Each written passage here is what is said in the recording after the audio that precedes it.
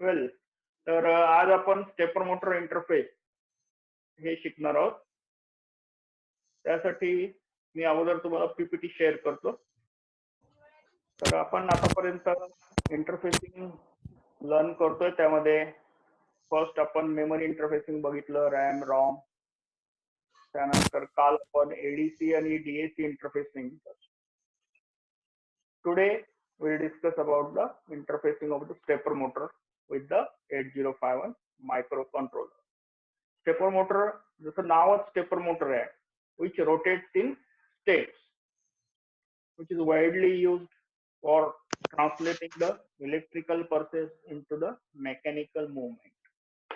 Normally आपण जी काही stepper motor वापरतो प्रॅक्टिकल मध्ये, ते प्रत्येक स्टेपर मोटरला 1.8 डिग्री स्टेप अँगल असतो आणि आपण मग त्याला इंटरफेस करून थ्रू प्रोग्राम रोटेट करू शकतो.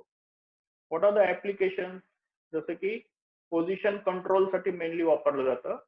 फॉर एक्झाम्पल आपलं डिस्क ड्राईव्ह आहे, हार्ड डिस्क असेल, हार्ड डिस्क मध्ये पर्टिक्युलर हार्ड डिस्कचं ऑर्गनायझेशन कसं असतं माहितीये का? There are number of tracks and sector, जसं आपलं बैलगाडीचं चाक असतं तसं. तर त्या सेक्टरमध्ये तुमची फाईल स्टोअर केलेली असते. मग पर्टिक्युलर फाईल जेव्हा तुम्हाला रीड करायची त्यावेळेला ते हेड व्यवस्थित पोझिशन झालं पाहिजे, तर त्यासाठी स्टेपर मोटर त्या डिस्क ड्राईव्ह मध्ये वापरलेली असते. किंवा दुसरं महत्वाचं आपण नेहमीचं एक्झाम्पल म्हणजे डॉट मॅट्रिक्स प्रिंटर, जे सोपं आहे समजायला. ही हेडची जी काही पोझिशन आहे ती प्रिंटर नेहमी कसं करतो, लेफ्ट टू राईट प्रिंटिंग करतो. मग जेव्हा तुम्ही प्रिंटर टर्न ऑन करता तेव्हा काय होतं, प्रिंटर हेड लेफ्टला पोझिशन होतं. तुम्ही बघाल कधी पण ऑन केल्या केल्या आवाज येईल तुम्हाला खाडखाट आणि तो लेफ्टला पोझिशन होईल. So that is due to the stepper motor. Then there is for horizontal and vertical movement, page move झालं पाहिजे पुढच्या लाईनसाठी, तर तिथे स्टेपर मोटर वापरलेली असते डॉट मॅट्रिक्स प्रिंटर. तिसरं महत्वाचं ऍप्लिकेशन सगळीकडे जे वापरलं ते रोबोटिक्स मध्ये.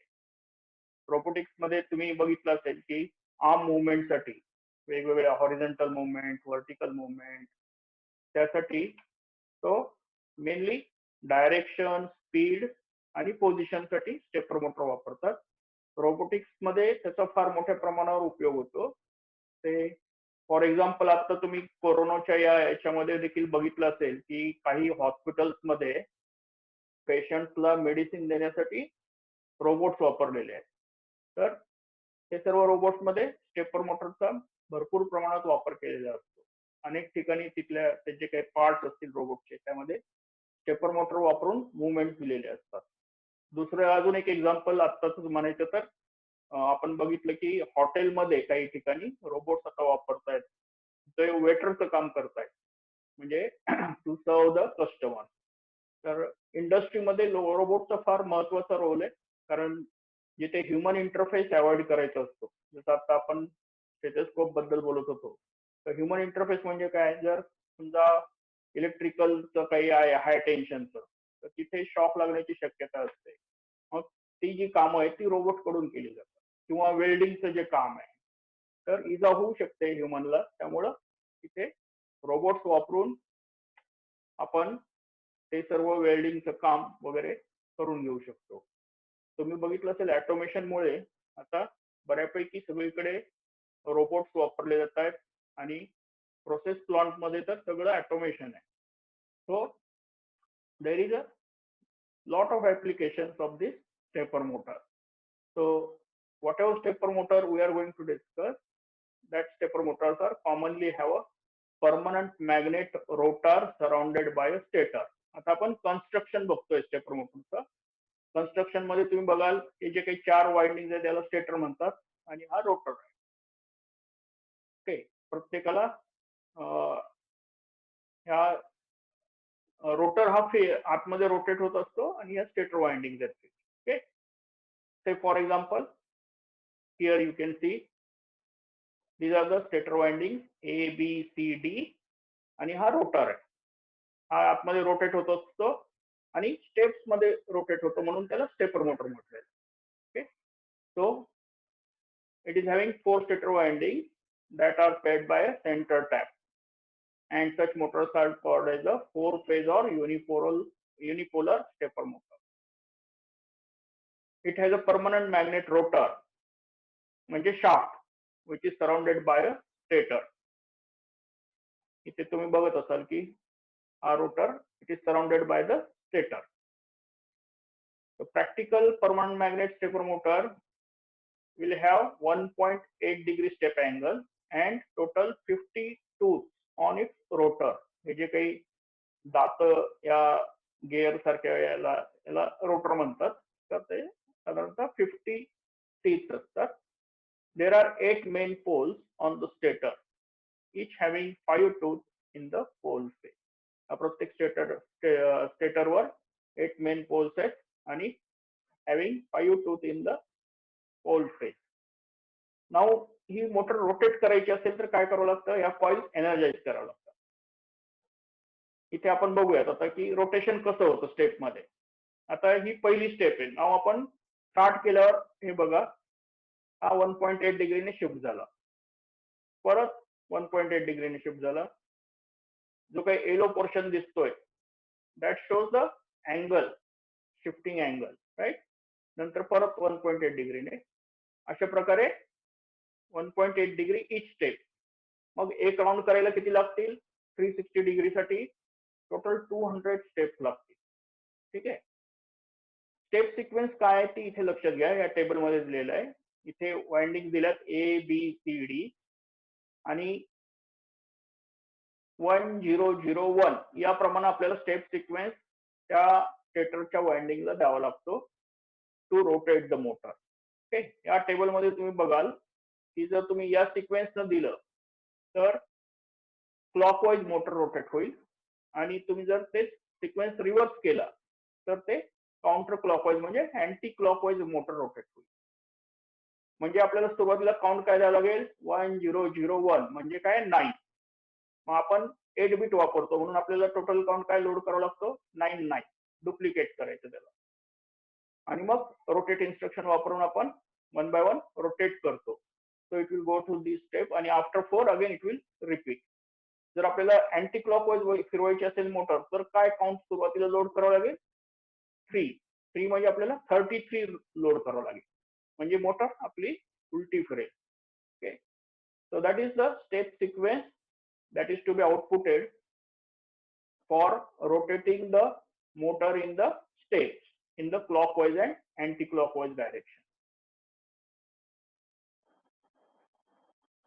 Then here that is mentioned, the step angle म्हणजे काय, it is defined as the minimum degree of rotation associated with the single step. Minimum degree. There are different stepper motors having different step angle. आपण 1.8 degree घेतलाय, काही ठिकाणी 2 degree असेल, 3 degree असेल, तर that depends on the construction, manufacture. Okay. मग total number of steps needed to rotate 360 degree कसं काढायचं, तर 360 degree divided by the step angle. 360 divide by 1.8 केलं की आपल्याला किती मिळेल, 200. म्हणजे आपल्या या स्टेपर मोटरसाठी एकूण 200 स्टेप्स लागतील टू कम्प्लीट 1 रोटेशन. ओके. त्यांनी इथे एक एक्झाम्पल दिलंय ज्याच्यामध्ये स्टेप अँगल 2 डिग्री घेतला होता, तर त्यासाठी नंबर ऑफ रिव्हॉल्युशन किती लागतील, नंबर ऑफ स्टेप्स किती लागतील एका रोटेशन साठी, 180. Okay. So that is how we can find out how many steps will be required for rotating in a 1 rotation. मग आपण ते कंट्रोल करू शकतो. जर आपल्याला जास्त पाहिजे, समजा स्टेपर मोटर 5 रोटेशन फिरली पाहिजे, तर 5 into 200 म्हणजे 1000 काउंट आपल्याला लोड करावं लागेल, म्हणजे आपली स्टेपर मोटर 5 रोटेशन पूर्ण करेल. Okay. And we can control through software the clockwise और anti clockwise movement of the stepper motor. आता इथे इंटरफेसिंग डायग्राम दाखवलेली आहे. आपण इथे बघू शकता की पोर्ट 1 वापरलेला आहे. पोर्ट 1 चे 4 बिट्स, P1.0, 1.1, 1.2 आणि 1.3. आणि इथे स्टेपर मोटर त्याचे वाइंडिंग दाखवलेले आहेत. बायफिलर वाइंडिंग याला म्हणतात. आणि व्हॉट इज दिस ULN 2003 याला म्हणतात ड्रायव्हर IC. हा ड्रायव्हर आपल्याला वापरावा लागतो मायक्रो कंट्रोलर आणि स्टेपर मोटरच्या मध्ये. का, to protect the micro controller from damage.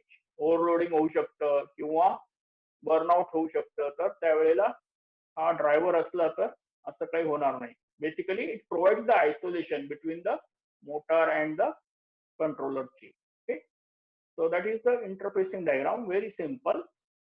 This type of construction is called as the bifilar winding construction. Okay, हेच आपण इथे सर्किट डिस्क्रिप्शन मध्ये बघूयात. The coil ABCD is connected to port 1, P1.0, 1.2, 1.3, 1.4, sorry, 1.0, 1, 2, 3, the two चुकून झाले. The microcontroller does not provide sufficient current to drive motor and to safeguard 8051 from loading effect and the burnout condition. Hence, the motor driver IC that is to be used in between the microcontroller and the stepper motor. Okay, so ULN 2003 is nothing but the stepper motor driver circuit. इथे ते मगाशी मी सांगितल्याप्रमाणे कुठे कुठे stepper motor वापरली जाते, तर position कंट्रोलसाठी, डायरेक्शन कंट्रोलसाठी, वर्टिकल हॉरिझॉन्टल रोटेशनसाठी, स्पीडसाठी. Okay, you can accelerate and decelerate the stepper motor through programme.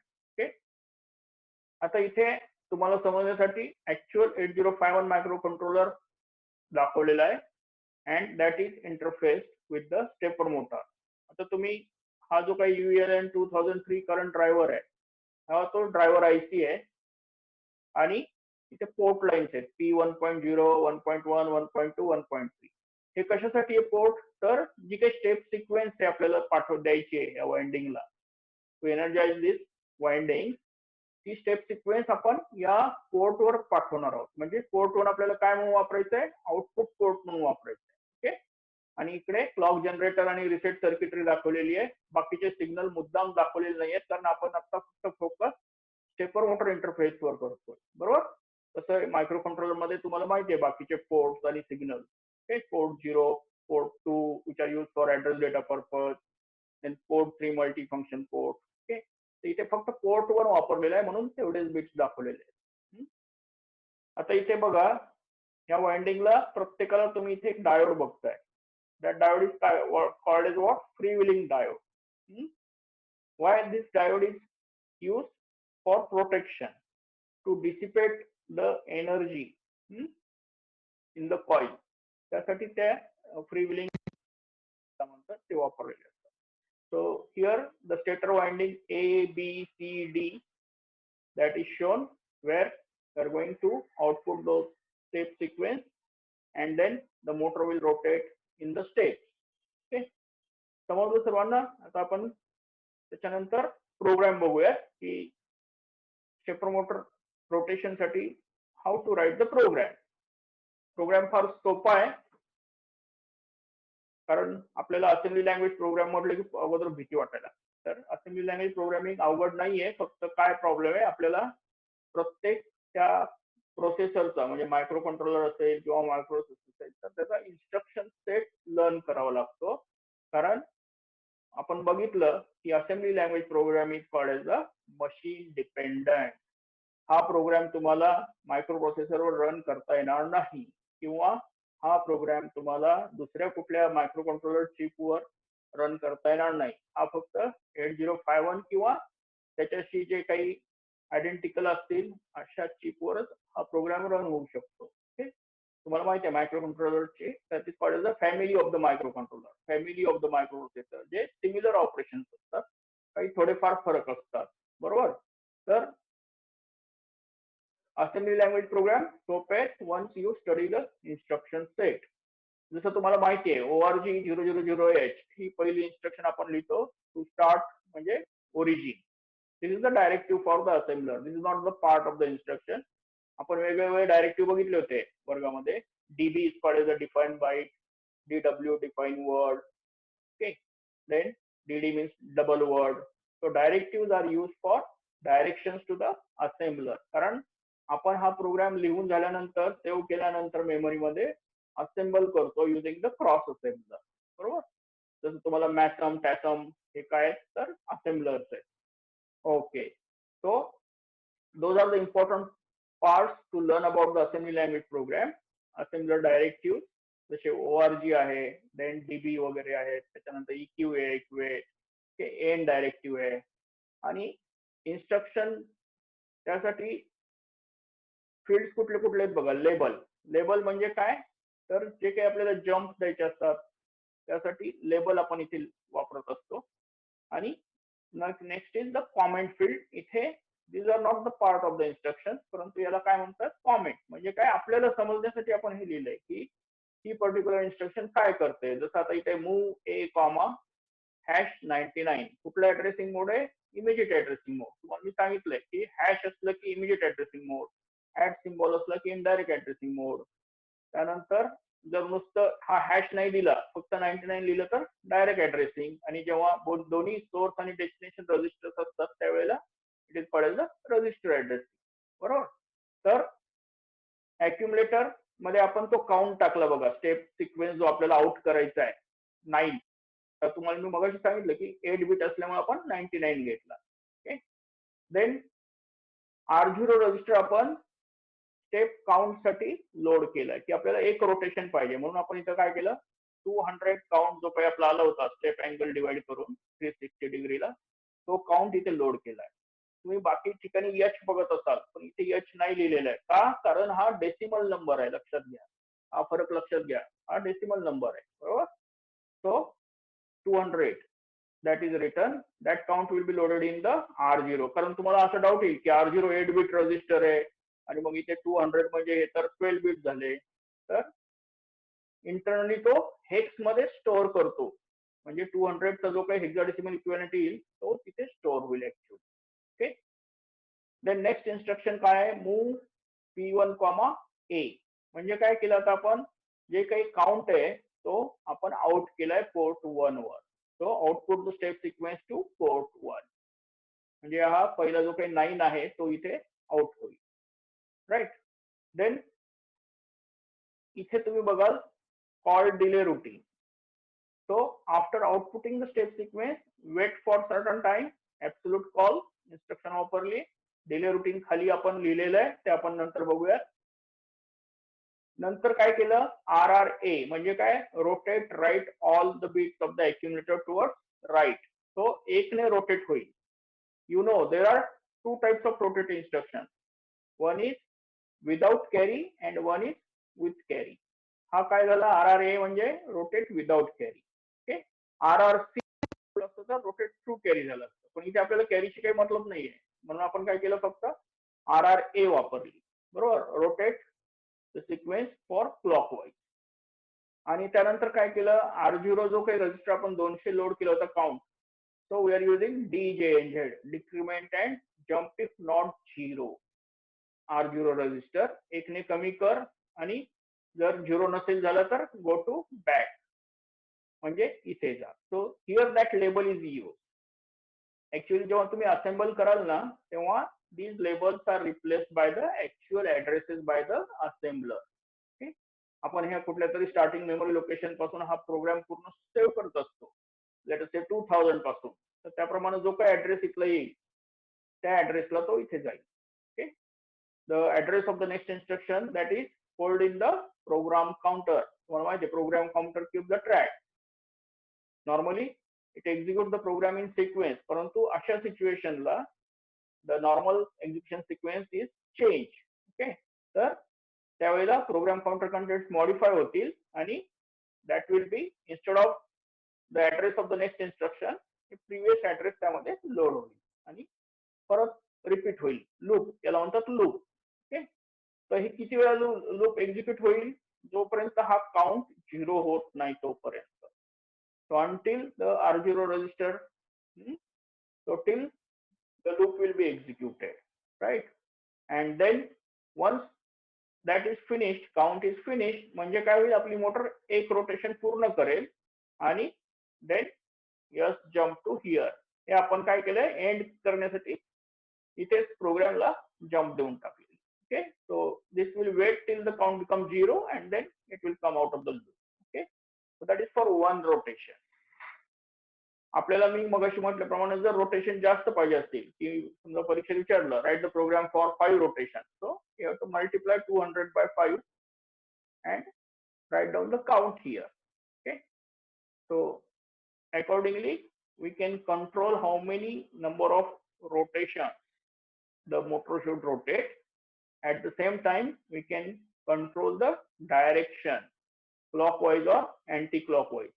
तर अँटी क्लॉकवाईज साठी काय आहे, हा 99 च्या ऐवजी आपल्याला काउंट काय घ्यावं लागेल, 33. ठीक आहे. So that is the program for rotating the stepper motor. आता डिले रुटीन बघूयात आपण काय. इथे जे आपण ऍब्सोल्यूट कॉल डिले म्हणजे नॉर्मल एक्झिक्युशन सिक्वेन्स कधी कधी बदलते प्रोग्रामची, तर जम्प असेल तेव्हा this is called as what, conditional jump. and this is also a jump instruction, but this is called as what, unconditional branch, unconditional jump instruction. बरोबर. इथे काय होतंय, झिरो फ्लॅग म्हणजे रजिस्टर झिरो झालं की नाही, some condition, certain condition is tested and depending on that the decision is taken whether to go back or to go to next instruction. However here there is no such condition is tested, it will remain in the loop forever. Okay, लूपच्या बाहेर पडणारच नाही. ठीक आहे. आणि call instruction मध्ये काय होतं, subroutine जेव्हा आपण कॉल करतो त्यावेळेला we write it as a delay routine. Say for example, तर डिले हे सबरुटीन आहे आपलं जे आपल्याला इथे कॉल करायचं आहे. तर त्याचा ऍडव्हान्टेज काय मी तुम्हाला सांगितलं की आपल्याला जर असं डिले रुटीन एखाद्या प्रोग्राम मध्ये, आता इथे एकच वेळ वापरलं म्हणून सोडा, परंतु जेव्हा आपल्याला एखाद्या प्रोग्राम मध्ये हे डिले रुटीन खूप वेळ लागणार आहे त्यावेळेला मग मात्र हा सेट ऑफ इन्स्ट्रक्शन परत परत प्रत्येक ठिकाणी लिहिण्याची गरज पडत नाही. Okay, so that is the advantage of this call instruction, writing it as a sub routine. So call delay केलं की ऑटोमॅटिकली ते डिले रुटीन कॉल होतं. म्हणजे ह्या इन्स्ट्रक्शन सगळ्या इथे एक्झिक्यूट होतात ऍक्च्युअली आणि मग तो नेक्स्ट इन्स्ट्रक्शनला जातो. ओके, तर हा आपण डिले रुटीन डिले इंट्रोड्यूस करण्यासाठी टाकलेला आहे. बरोबर. त्यामध्ये काय केलं, R2 आणि R3 रजिस्टर त्याच्यामध्ये मॅक्झिमम काउंट जो काही पॉसिबल आहे FF तो लोड करून घेतला R2 आणि R3 मध्ये युझिंग दिस इन्स्ट्रक्शन. आणि नंतर काय केलं, अगोदर R3 डिक्रीमेंट केला. Okay, decrement and jump if not 0 R3 to L1. Okay, म्हणजे काय इथे, तर हा 0 होईपर्यंत हा इथे राहील, म्हणजे त्यामुळे काय होईल, डिले इंट्रोड्यूस होईल. मग त्याच्यातून बाहेर आलं की काय केलं, decrement and jump if not 0 R2 to L2. मग परत तो इथे जाईल. जोपर्यंत हा R2 आता 0 होत नाही एवढ्या या 3 इन्स्ट्रक्शन परत एक्झिक्यूट होतात. Okay, so once both R3 and R2 will become 0, then you will find the return. मी तुम्हाला सांगितलं what is the difference between jump and call. तर in case of call instruction there is always return instruction. Okay, call and return both are paired. मग तुमची absolute call असेल किंवा there are different call instructions. आपण बघितलं जम्पच्या पण वेगवेगळ्या आहेत. ओके, जसं long jump, then short jump, then absolute jump. इथे काय काय आहेत, ऍब्सोल्यूट कॉल आणि long call. Okay, remember there is no short call. तर त्या वेगवेगळ्या इन्स्ट्रक्शन आहेत, त्या रेंजवरनं आपण ठरवायचं. Okay, so whenever the RET instruction will be executed, it will return to the main program. Okay, wherever it is called, and then the next instruction will be executed. Okay, so this A call delay instruction is used for inserting the delay.